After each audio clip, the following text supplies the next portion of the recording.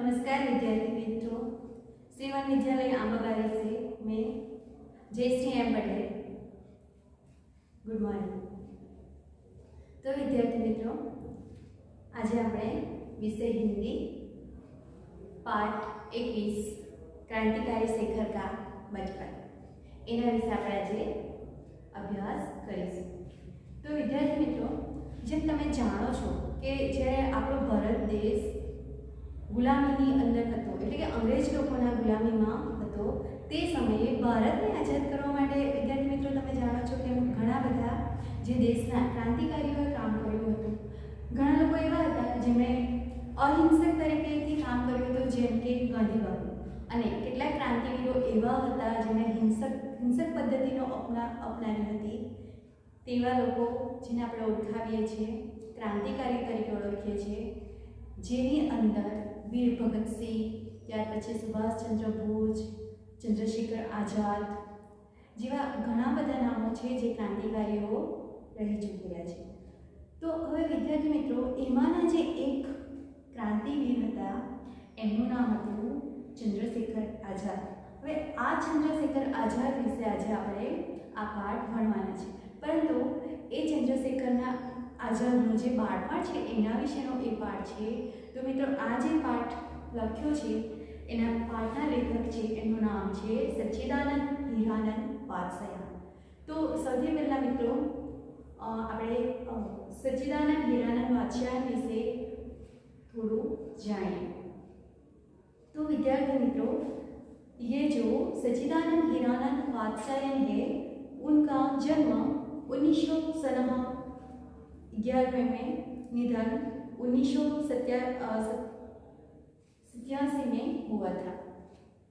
ये लेखक है आधुनिक हिंदी काव्यधारा में नई कविता के प्रमुख कवि, बहुचर्चित उपन्यासकार के रूप में भी अग्नेय जी का नाम एवं प्रधान उल्लेखनीय है। उनका जन्म 9 मार्च 1911 में रशिया कुशीनगर में हुआ। बचपन का 1911 से 1915 तक का समय लखनऊ में बीता। बाद में कुछ समय के लिए श्रीनगर और जम्मू में रहे। उन्होंने लाहौर के एक कॉलेज में बीएससी की परीक्षा पास की। प्रथम श्रेणी में उतरने की क्रांतिकारी दल में सक्रिय भाग लेने के कारण उन्होंने कारागार में रहना पड़ा। उसके बाद मित्रों, उन्होंने क्रांतिकारी में भी भाग लिया, तब उनको कारागार में यानी कि जेल में भी रहना उन्हें पड़ा। उन्होंने सैनिक और विशाल भारत का संपादन भी किया। कैलिफोर्निया विश्वविद्यालय में भारतीय साहित्य और संस्कृति के अध्यापक के रूप में काम किया। जो कैलिफोर्निया यूनिवर्सिटी है, उसके अंदर विश्वविद्यालय में भारतीय साहित्य और संस्कृत के अध्यापक के रूप में भी उन्होंने कार्य किया। अग्नेय जी विद्रोह व्यक्ति रहे हैं। विद्रोह उनके साहित्य का मूल चेतना है, यानी कि ये जो अग्नेय जी, उनका उपनयन है वो विद्रोही के रूप में भी जाने जाते हैं, और उसके जो विद्रोही लोग होते हैं उनके बारे में भी उन्होंने अच्छा खासा लिखा है। शेखर एक जीवन की प्रेमचंद भारतीय साहित्य में अग्नेय जी विद्रोही व्यक्ति रहे हैं। विद्रोह उनके साहित्य का मूल चेतना है। उनका उपन्यास शेखर एक जीवनी प्रेमचंद के गोदान के बाद सबसे महत्वपूर्ण उपन्यास माना जाता है। यानी कि ये जो हम आज पाठ पढ़ने जा रहे हैं वो इस लेखक का जो जिस समय शायद आप लोग जानते होंगे कि प्रेमचंद जी का गोदान नाम का जो उपन्यास आया था, उसके बाद का ये शेखर एक जीवनी का जो उपन्यास है वो सर्वश्रेष्ठ रूप से माना गया है। इनसे अतिरिक्त उन्होंने नदी के द्वीप और अपने अपने अजनबी उपन्यास भी लिखे हैं। वे हिंदी कविता में प्रयोगवादी आंदोलन के प्रवर्तक माने जाते हैं। इन्हें आंगन के पार द्वारा काव्य कृति साहित्य अकादमी के पुरस्कृत किया गया उनको जो आंगन के पार द्वारा काव्य कृति पर साहित्य अकादमी का पुरस्कार भी मिला है। कितनी नावों में कितनी बार पुस्तक पर ज्ञानपीठ पुरस्कार प्रदान किया गया है। उनका जो एक कितनी नाव पर कितनी बार पुस्तक है उसके लिए उन्हें ज्ञानपीठ अवार्ड भी प्राप्त हुआ है। भग्नदूत, चिंता, इत्यलम, हरिघस, परीक्षणभर, बावरा, अहोरी, अरोह करुणा, प्रभामयी उनके प्रमुख काव्य कृतियां हैं। उन्होंने तार सप्तक का भी संपादन किया है। क्रांतिकारी शेखर का बचपन उनके प्रसिद्ध उपन्यास शेखर की जीवनी भाग 1 से लिया गया। यानी कि आपको मैंने पहले बताया कि ये जो हम पाठ पढ़ने जा रहे हैं वो क्रांतिकारी शेखर का एक उपन्यास है। शेखर एक जीवनी, उसका जो भाग 1 है उसमें से ये दिया गया है। यह उपन्यास 1940 के ईस्वी में लिखा गया था। बचपन से ही लेकर कॉलेज के जीवन तक का जीवन नीति है। शेखर का जीवन दर्शन स्वतंत्र की खोज लक्षित है, वह लील पर चलने वाला नहीं है। शेखर का बचपन क्रांतिकारी विचारों से अद्भुत था। वह ब्रिटिश शासन का जबरदस्त विरोध और स्वदेशी चीजों का चाहक, अंग्रेज के बजाय हिंदी का हिमायती बचपन के उसके जीवन का कुछ अंश इस उपन्यास के में संकलित किया गया है। तो विद्यार्थी मित्रों, सबसे पहले मैं आपको बता देती हूँ, इस पाठ के अंदर हम क्रांतिकारी चंद्रशेखर आजाद उनके बचपन के बारे में जानेंगे। तो हम जानते हैं चंद्रशेखर आजाद है वो क्रांतिकारी थे, लेकिन मित्रों आपको क्या ये पता है वो जब बचपन में यानी कि छोटे थे तब से क्रांतिकारी विचारों से उनका जीवन भरपूर बन चुका था। क्योंकि इस पाठ के माध्यम से हम जानेंगे कि चंद्रशेखर आजाद जो है वो बचपन के अंदर कैसे क्रांतिकारी बनने के लिए उत्सुक हो उठे, उसके बारे में हम जानेंगे। और विद्यार्थी मित्रों आपको ये भी पता चलेगा इस पाठ के माध्यम से कि चंद्रशेखर आजाद को कैसे प्रेरणा हुई कि वो क्रांतिकारी की ओर जुड़ जाए। वो जब जिस समय गांधी बापू ने अहिंसा की लड़ाई की शुरुआत की थी और अंग्रेजों को भारत से भगाओ,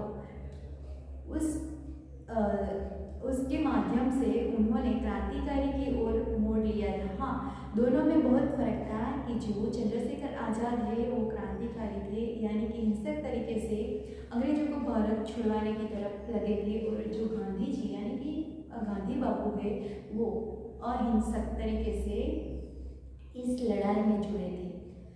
फिर भी जो प्रेरणा उनको मिली है वो श्री गांधी बापू की तरफ से उनको प्रेरणा मिली है। तो हम ये उसके बारे में इस पाठ के माध्यम से जानेंगे। असहयोग की एक लहर आई और देश उसमें बह गया। असहयोग की एक लहर आई, उस समय लहर आई और देश उसमें बहने लगा, यानी कि देश उसके अंदर चलने लगा। शेखर भी उसमें से बहने की चेष्टा करने लगा और जब नहीं बह पाया तब हाथों से खींचकर अपने को बहाने लगा।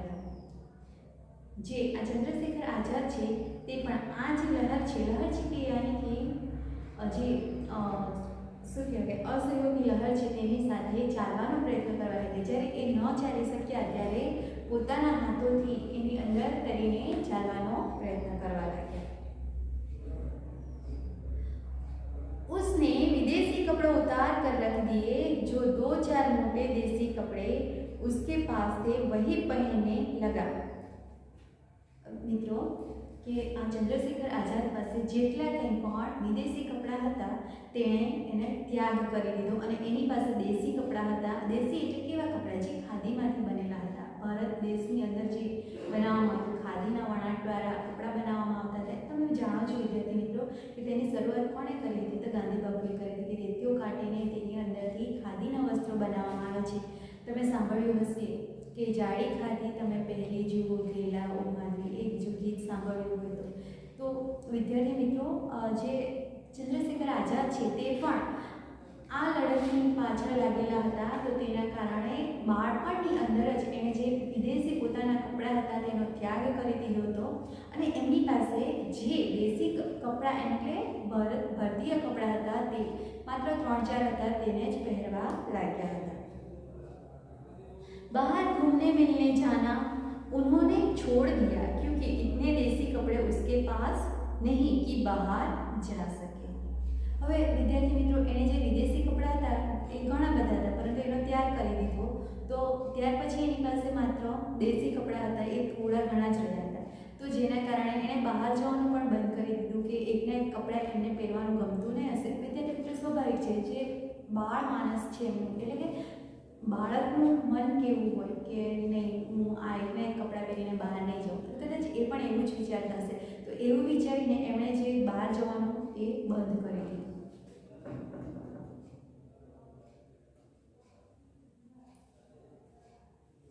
प्रायः दोपहर को वह ऊपर की एक खिड़की के पास जाकर खड़ा हो जाता. प्रायः यानी कि सवारे અને दोपहर એટલે કે બપોરે એ જે ઉપર એમના મતલબમાં ઘરની ઉપર જે માળ હશે, બીજો માળ હશે, ત્યાં જઈને ખિડકી એટલે કે બારીની પાસે જઈને બેસીને એ બહાર જોયા કરતા હતા. कभी दूर से जब बहुत से कंठों के संवेद पुकार उस तक पहुंचे, क्यारेक બહારનો જે અવાજ હતો તે એમના સુધી પહોંચતો. ગાંધી કા બોલબાલા દુશ્મન કા મુકાલા. એ સમયે તમે જાણો છો કે આઝાદીની લડત માટેની લડાઈ ચાલી રહી હતી. તો જ્યાં જે લોકો ત્યાંથી પસાર થતા તો એ લોકો બોલતા કે ગાંધી કા મુખ બાલા ઓર દુશ્મન કા મુખ કાલા. એટલે ગાંધીજીનો શબ્દો છે એનું, ગાંધીજીની બોલબાલા, શબ્દોની બોલબાલા અને દુશ્મન, જે દુશ્મન છે, દુશ્મન તે સમયે કોણ હતું? તો વિદ્યાર્થી મિત્રો, તમે જાણો છો કે તે સમયે દુશ્મન એટલે આપણા અંગ્રેજો હતા. તો એ લોકોનું જે મોડું છે તે કાળું, એવા શબ્દનો ઉચ્ચાર થતો હતો.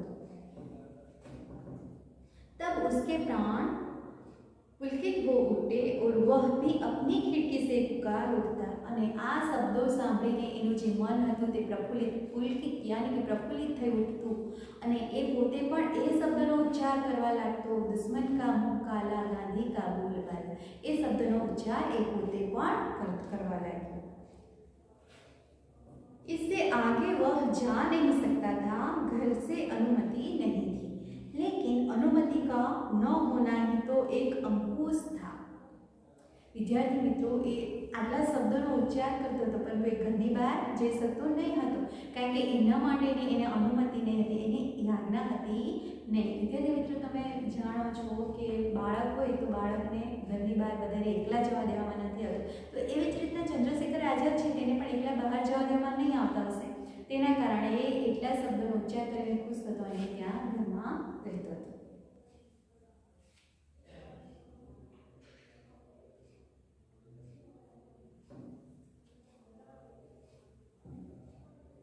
इसके आगे वह जा नहीं सकता था, घर से अनुमति नहीं थी, लेकिन अनुमति का न होना ही एक अंकुश था जो निरंतर उसे कोई मार्ग ढूंढने के लिए प्रेरित किया करता था.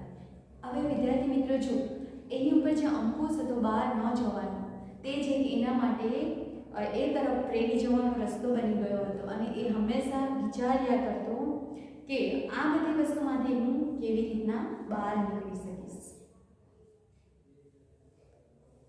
माँ के अतिरिक्त सब लोग बाहर गए हुए थे. माँ ऊपर कोठे पर बैठी हुई थी. शेखर ने घर के सब कमरों में से विदेशी कपड़ों बटोरे और नीचे एक खुली जगह ढेर लगा दिया. હવે વિદ્યાર્થી મિત્રો, એક દિવસ એવો હતો કે જે દિવસે ઘરના જે બધા લોકો છે તે ઘરની બહાર ગયા, એટલે કોઈક ને કોઈ કામ માટે બહાર ગયા હશે. માત્ર ઘરની અંદર એની મમ્મી, માતા, માં ઘરની અંદર હતા અને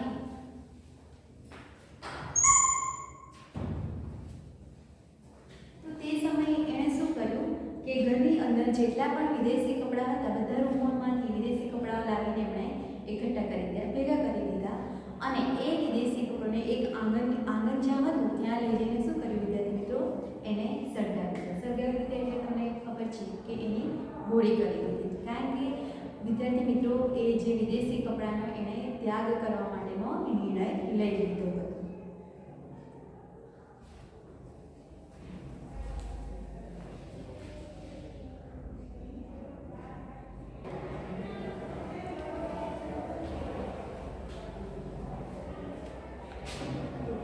तो हम बात करेंगे विद्यार्थी मित्रों कि माँ के अतिरिक्त और घर के जो सारे लोग थे वो घर के बाहर गए थे और शेखर ने क्या किया कि जो घर के अंदर सारे जितने भी विदेशी कपड़े पहने हुए थे उसको इकट्ठा किया एक साथ में और उसको आंगन में ले जाकर जला दिया.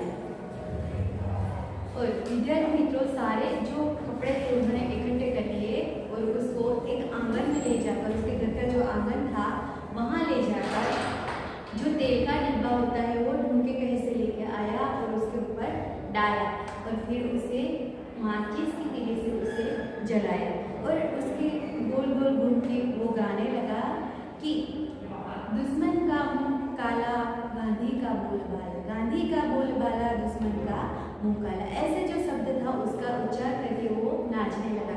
तब जाके कहीं उसकी माँ को पता चला कि जो शेखर ने है वो कुछ ऐसा किया कि सारे कपड़े को इकट्ठे करके उसको जला दिया. फिर उन्होंने उस आग को बुझाने की कोशिश की लेकिन तब तक तो सारे जितने भी कपड़े थे विद्यार्थी मित्रों वो जल के खाक हो गए थे. आप लोगों को पता है जब भी अगर आग लगती है तो आग कभी काबू में नहीं आती. आपको पता है जितनी भी हो उतनी जल्दी वो आग लग जाती है.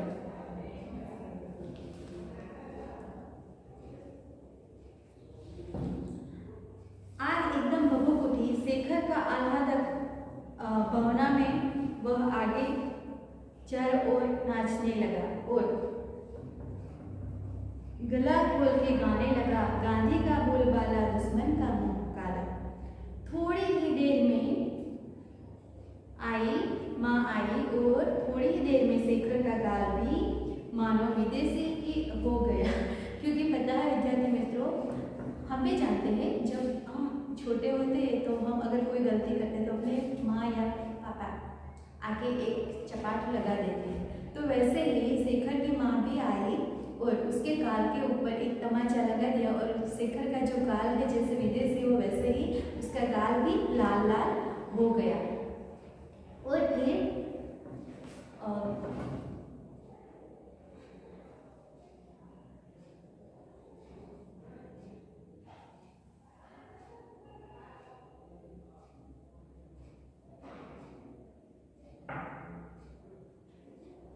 लेकिन तब तक सारे जो कपड़े थे वो जल के ढेर हो गए थे.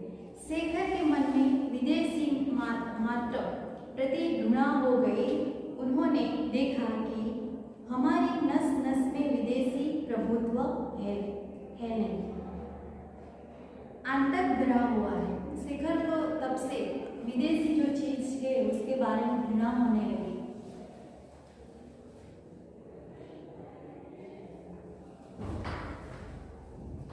उसे लगा कि हमारे नस नस के अंदर विदेशीता भरी हुई है.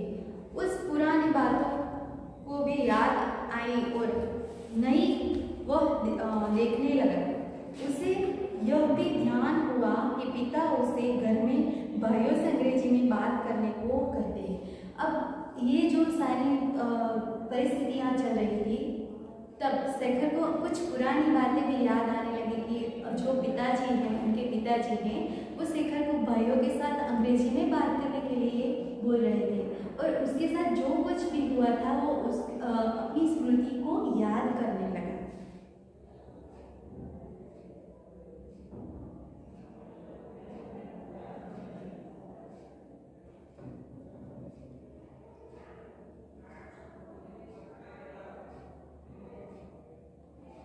शेषों में से ही अंग्रेजी बोलना जानता है पर हिंदी में अभी सीख रहा है.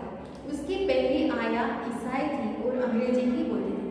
अब शेखर जो है उसकी आया थी जो ईसाई थी उसके कारण वो बचपन से ही अंग्रेजी बोलना जानता था लेकिन जो हिंदी भाषा है वो अभी सीख रहे थे. उसके कारण ईसाई होने के कारण वो ज़्यादा अंग्रेजी में बात करती थी तो इसलिए शेखर भी अंग्रेजी ही ज़्यादातर जानता था.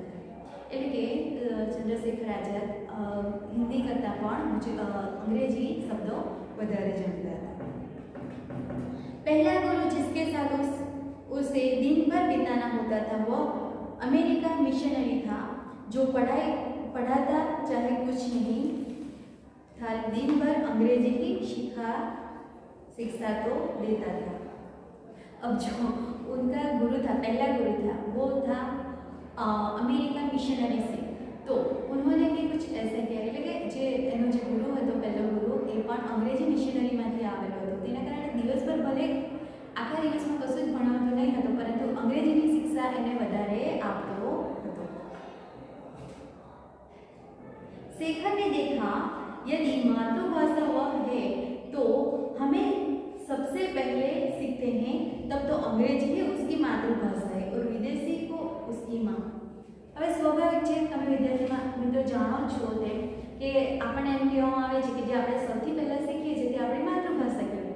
તો શેખર એવું વિચારવા લાગ્યો કે જો આપણે જે સૌથી પહેલાં શીખીએ છીએ તે આપણી માતૃભાષા છે અને જ્યાં આપણે રહીએ છીએ તે આપણી માતૃભૂમિ છે। તો વિદ્યાર્થી મિત્રો શેખરને એવો વિચાર આવ્યો કે જો હું સૌથી પહેલાં જે શીખ્યો છું તે કઈ ભાષા હતી, તો અંગ્રેજી ભાષા। શું મારી માતૃભાષા અંગ્રેજી છે? એને એવા વિચાર આવવા લાગ્યા।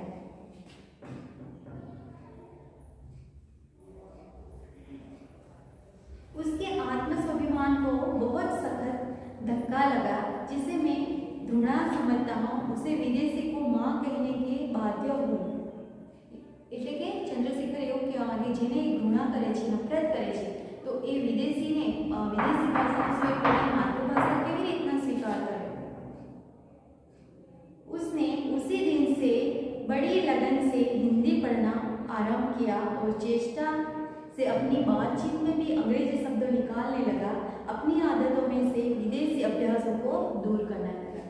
जब से ये विचार चंद्रशेखर के अंदर आने लगा विद्यार्थी मित्रों, तब से उन्होंने क्या किया, जो अपनी भाषा जो बात करता था सभी के साथ, उसमें से अंग्रेजी शब्दों को निकाल दिया और जो हिंदी भाषा है उसके जो बहुत सारे शब्दों का उपयोग करने लगा, हिंदी भाषा सीखने का प्रयास करने लगा और अपने हिंदी ज्ञान को प्रमाणित करने के लिए और गांधी के प्रति अपनी श्रद्धा जिसे व्यक्त करने का कोई साधन उसे प्राप्त नहीं था।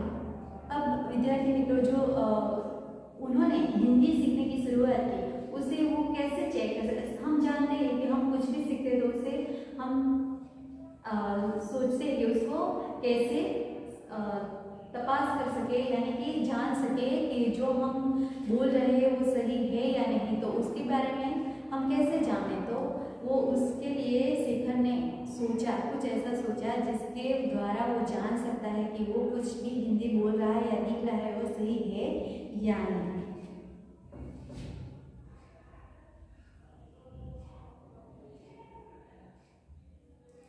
एक राष्ट्र जिसे व्यक्त करने का और साधन उसे प्राप्त नहीं था, प्रकट करने के लिए उन्होंने एक राष्ट्रीय नाटक लिखना प्रारंभ किया और तब से शेखर ने एक जो राष्ट्रीय नाटक है वो लिखने की शुरुआत की। એટલે કે શેખરે એક રાષ્ટ્રીય નાટક હતું તેની લખવાની શરૂઆત કરી, જેના કારણે એ જાણી શકે કે પોતે જે હિન્દી બોલે છે અથવા લખે છે તે બરાબર છે કે નહીં।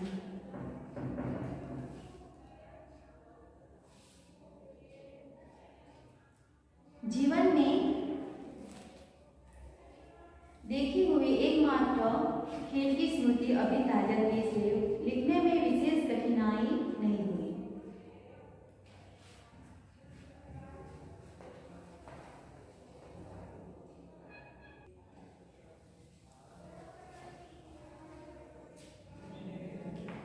इसलिए उसे लिखने में विशेष कठिनाई नहीं हुई। उन्होंने कुछ नाटक એટલે એમણે કોઈ નાટક જોયું હતું તે એટલા કારણે એને લખવામાં કંઈ કઠિનાઈ થઈ નહીં।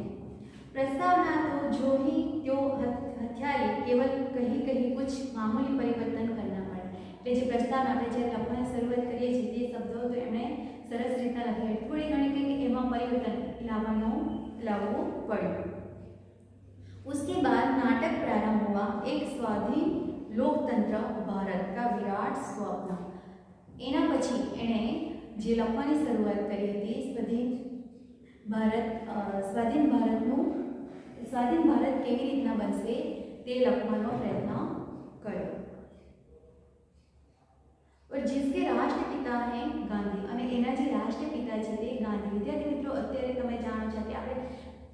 મહાત્મા ગાંધીને રાષ્ટ્રપિતાનો બિરુદ મળ્યું છે, એટલે કે એનું જે સપનું હતું કે રાષ્ટ્રપિતા આપણા દેશના જે રાષ્ટ્રપિતા હશે તે કોણ હશે, તો મહાત્મા ગાંધી, અને એ સપનું એમણે સાકાર કર્યું। और सिद्धि के लिए साधना, अविरत कताई और बुनाई, विदेशी माल और मनुष्य का परित्याग और प्रत्येक अवसर पर दूसरा गाल आगे कर देना, सत्य हरिश्चंद्र का इंद्रलोक आराम से हटकर अंत में आ गया था। अपने ऊपर शेखर का प्रतिभाव द्वारा सूर्यास्त के सुनहरे टापू के छाप लेकर शेखर के नाटक का अंतिम दृश्य था स्वाधीन और बलिदान भारत एवं स्थिर आकार प्राप्त स्वप्न। यानी कि शेखर ने सोचा कि जो अपना देश हो वो स्वाधीन हो, किसी के ऊपर निर्भर न हो, और ऐसा उन्होंने अपने नाटक के अंदर लिखा। नाटक का पूरा हो गया, शेखर ने सुंदर देश स्याही से उसको प्रतिलिपि तैयार की और उसे अपने पुस्तकों के नीचे छिपा कर रख दिया। हम जानते हैं हम भी अगर कुछ लिखते हैं या तो फिर कोई चित्र का भी कोई हम प्रयोग करते हैं तो क्या करते हैं, उसे बहुत अच्छे से स्याही से श्रृंगार करते हैं उसका, और उसे फिर अच्छे से रख देते हैं। तो शेखर ने भी એટલે કે શેખરે પણ એવું જ કર્યું, જે એણે કંઈ લખ્યું હતું તે સુંદર અલગ અલગ સાહિત્ય એને સરસ રીતના લખ્યું અને સરસ રીતના પુસ્તકોની વચ્ચે છુપાવીને મૂકી દીધું। पहले साहित्य प्रयत्नों की गति उसे अभी याद थी, इसलिए उसने अपना यह नाटक, यह अमूल्य रत्न किसी को नहीं दिखाने का, सरस्वती को भी नहीं। અને એમણે વિચાર્યું કે આ જે પોતે લખ્યું છે, નાટક લખ્યું છે, તે એ કોઈને પણ બતાવવા માંગતા, એટલે કે બતાવવા માંગતા નહીં હતા, એ જે સરસ્વતી છે એને પણ એ બતાવવા માંગતા नहीं હતા। और हर समय जब जहाँ वह जाता उसके मन में एक ध्वनि गूंजा करती थी, मैं शेखर हूँ, एक अपूर्व नाटक का लेखक चंद्रशेखर। और अपने आप को वो लेखक के रूप में खुद को समझने लगा। એટલે એ જ્યાં પણ જતા ત્યાં પોતે એક અપૂર્વ, એટલે કે જે વિચારી ન શકાય તેવું નાટક એણે પોતે રચના કરી છે એમ પોતે વિચારવા લાગ્યા।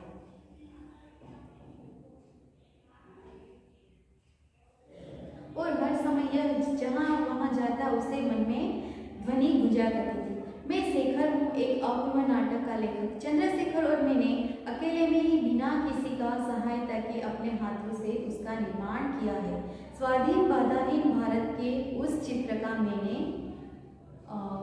शेखर के पिता भारत का मैंने निर्माण किया है। अब एक बार की जब बात है, शेखर के पिता एक दिन दौरे पर जा रहे थे और शेखर को साथ ले जा रहे थे। હવે એક સમયની વાત હતી જ્યારે શેખરના જે પિતાજી છે તે કશે જતા હતા, તો તે સમયે શેખરને પણ એણે સાથે લીધા। बाकी को स्टेशन पर सामान रखकर पिता और पुत्र वेटिंग रूम में के बाहर टहल रहे थे, शेखर को कुछ आगे पीछे पीछे। હવે એવા સમયે જે બાગીપુર નામનું સ્ટેશન છે ત્યાં બંને પિતા અને દીકરો એમનો જે વેટિંગ રૂમ, એટલે કે જ્યાં થોભવા માટે સમય વિતાવવા માટેનો રૂમ હોય છે, તે રૂમની અંદર સામાન મૂક્યો અને એની બહાર ટહલવા લાગે, એટલે કે અહીંથી ત્યાં આટા મારવા લાગે કે પિતાજી આગળ આગળ અને એના જે શેખર છે તે પાછળ પાછળ એવી રીતે। पास से एक लड़का आया और शेखर को और उन्मुख होकर अंग्रेजी में बोला, तुम्हारा नाम क्या है? અને ત્યાંથી એક છોકરો પ્રસાર થયો જેણે અંગ્રેજીમાં શેખરને પૂછ્યું કે તારું નામ શું છે? शेखर ने सिर से पैर तक उसे देखा।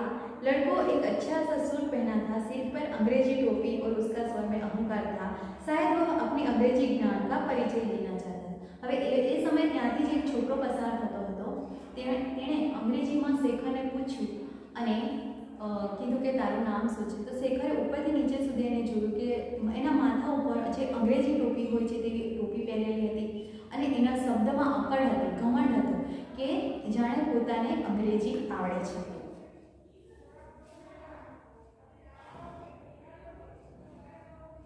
शेखर को प्रश्न बुरा और अपमानजनक लगा, उसने उत्तर नहीं दिया। હવે એવા સમયે શેખરને જે પ્રશ્ન પૂછેલો હતો તે એને ખરાબ, એટલે કે બુરો અને ખરાબ લાગ્યો અને એ અપમાનજનક, જાણે શેખરનું અપમાન થતું હોય તેવું લાગ્યું, એટલે શેખરે એનો કોઈ પણ જવાબ આપ્યો નહીં।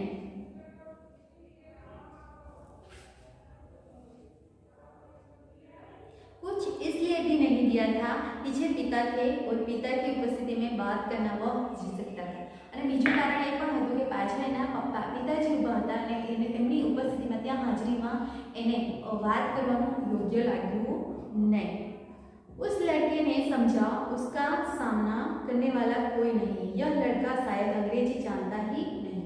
હવે પેલા છોકરાને એવું લાગ્યું કે એનો સામનો કરવા માટે એની સાથે ટક્કર લેવા માટે જાણે કોઈ બીજું છે જ નથી અને આ જે શેખર છે તે અંગ્રેજી જાણતો હશે ને એવું એ વિચારવા લાગ્યો। उसने तनिक और रोब में कहा, my name is, do you go to school. હવે પેલા છોકરાએ વધારે રોબથી કીધું કે માય નેમ ઇઝ, મારું નામ આ છે અને વોટ ડુ યુ સ્કૂલ, શું તું સ્કૂલે જાય છે, એવી રીતના એણે પ્રશ્ન કર્યો। मेरा नाम है और तुम स्कूल में पढ़ते हो। इसके साथ में यह संदेह उठ भी रहा था कि वह लड़का शायद कोई पाठ की दोहरा रहा है અને સાથે શેખને એવું લાગ્યું કે એણે જે કંઈક વાંચેલું છે તેને દોહરાવતો હોય એવું, દોહરાવતો એટલે કે ફરીથી રિપીટ કરતો હોય એવું લાગ્યું। अंग्रेजी उतनी जानता नहीं, पर उसने घृणा से उस लड़के की ओर देखा और उत्तर दिया, कोई नहीं दिया। અને અંગ્રેજી જાણે કે જાણતો નહીં હોય તેમ એની બાજુ ઘૃણાથી એટલે થોડું ગુસ્સાથી જોયું અને એને કોઈ જવાબ આપ્યો नहीं। पिता के क्रुद्ध स्वर से कहा, शायद उस लड़के को जताने के लिए कि मेरा लड़का अंग्रेजी जानता है, जवाब में क्यों नहीं देता। હવે પિતાજીને એટલે કે એના પપ્પાને થોડું ખોટું લાગ્યું અને ચંદ્રશેખરને કીધું, થોડા ગુસ્સાથી કીધું કે એને જવાબ કેમ નથી આપતો, શું તને અંગ્રેજી નથી આવડે, તને તો અંગ્રેજી આવડે છે, તું એને જવાબ કેમ નથી આપતો। એટલે પેલા છોકરાને એવું જતાવવા માંગે કે ના, મારા છોકરાને પણ અંગ્રેજી આવડે છે, એવી રીતના એ પિતાજીએ કીધું। શેખર और भी चिढ़ गया और भी चुप हो गया, એટલે શેખર વધારે ગુસ્સાવાળો થઈ ગયો ને ચૂપ થઈ ગયો। वह लड़का मुस्कुराकर आगे बढ़ गया। पिता ने कहा, इधर आओ शेखर। उनके पीछे पीछे वेटिंग रूम में गया तो पिता ने उसका कान पकड़कर पूछा, जवाब क्यों नहीं दिया, मुंह टूट गया है। હવે પેલો છોકરો હસીને ત્યાંથી જતો રહ્યો અને પછી પિતાજીને થોડો ગુસ્સો આવ્યો એટલે મારી પાછળ આવે એવી રીતના એને બોલાવ્યો અને વેટિંગ રૂમમાં એ પાછળ પાછળ ગયો અને ત્યાં એના જે કાન છે તે ખીચીને કીધું, કેમ એને જવાબ કેમ નહીં આપ્યો। पिता के क्रोध के स्वर में कहा, शायद उस लड़के को जताते किया, मेरा लड़का अंग्रेजी जानता है। तभी ट्रेन आ गई और शेखर कुछ उत्तर देने से या उत्तर न देने की गुस्ताखी करने से बच गया। અને એવા સમયે ત્યાં જે જે ટ્રેનમાં જવાનું હતું તે ટ્રેન આવી ગઈ એટલે શેખરે કોઈ પણ જાતનો જવાબ એના પિતાજીને આપવો પડ્યો નહીં અને એ સમયે બચી ગયો અને એ લોકો ટ્રેનમાં બેસી ગયા। दूसरे दिन घर पर पिता ने माँ से कहा, हमारे लड़के सब बुद्धू है, किसी के सामने तो बोल नहीं निकलता। शेखर ने सुन लिया અને બીજા દિવસે જ્યારે એ લોકો ઘરે ગયા ત્યારે જે શેખરના પિતા હતા એમણે એની માતાને કહ્યું કે આપણા જે બધા છોકરાઓ છે તે બુદ્ધુ છે, બીજાની સામે તે લોકોથી એક શબ્દ પણ નથી બોલાયો। તો વિદ્યાર્થી મિત્રો, આજે પાઠની અંદર આપણે ચંદ્રશેખર આઝાદના બાળપણ વિશે આપણે જાણકારી પ્રાપ્ત કરી। તો વિદ્યાર્થી મિત્રો, આ પાઠની અંદર તમને અહીંયા જે શબ્દાર્થ લખેલા છે તે તમારે શબ્દાર્થ તમારી નોટબુકની અંદર લખવાના છે હોમવર્ક તરીકે કે લેસન। અને એનો જે સ્વાધ્યાયના પ્રશ્ન છે કે પહેલો પ્રશ્ન છે, शेखर ने बाहर घूमने फिरने जाना क्यों छोड़ दिया। बीजो प्रश्न है, शेखर के मस्ती में कैसे पुकार गूंजती थी। तीजो प्रश्न है, शेखर ने आग कैसे जलाई। चौथो प्रश्न, शेखर गला खोलकर क्या गाने लगा। पांचमो प्रश्न है, अंग्रेजी बालक ने जवाब में क्या कहा। હવે એના પછીના બી જે પ્રશ્ન છે પ્રશ્ન નંબર 2, 3 દો-तीन વાક્યમાં ઉત્તર દીજીએ, સવિસ્તાર ઉત્તર લીખીએ। એના જે પ્રશ્ન છે એ તમારે સ્વાધ્યાયની અંદર પ્રશ્ન લખીને લેસન મોકલી આપવાનું છે। તો આભાર વિદ્યાર્થીઓ।